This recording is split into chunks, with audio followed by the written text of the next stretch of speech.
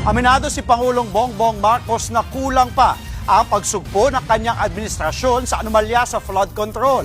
Sa pagharap niya sa media sa Vancouver, Canada, iginiit ng Pangulo na marami pang kailangang imbestigahan dahil marami raw ang hindi napapanagot noong administrasyon ni dating Pangulong Duterte. Banat niya, walang naipakulong nang unang mabunyag sa panahon ni Duterte ang ilang problema sa implementasyon ng flood control. Kaya siya raw ang tumatrabaho at nagpapaimbestiga ngayon sa korupsyong idinulot nito. Kung hindi nga raw niya pinatamaan ng mga kurakot ay hindi lulutang ang flood control scandal. Dahil dyan, may birada ang Pangulo sa mga aligasyong siya pa umano ang mastermind sa naturang korupsyon. And at the time, President Duterte acknowledged that there were great problems in terms of the flood control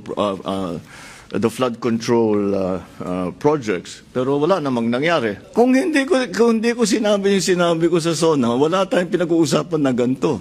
I am the one who exposed all of this. At ang mga nakaramba na Pangulo, may nakita ba kayong ginawang ganon? Meron ba silang kinulong? Wala. Sa akin lang. Tapos sasabihin, ako daw ang may kagagawan.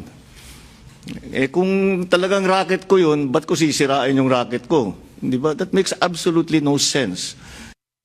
Mga kapatid, Andre Felix po, iba na ang may alam at may pakialam sa panahon ngayon. Para po sa tuloy-tuloy na balitaan sa Frontline kahit weekend, mag-follow at mag-subscribe na sa social media pages ng News 5.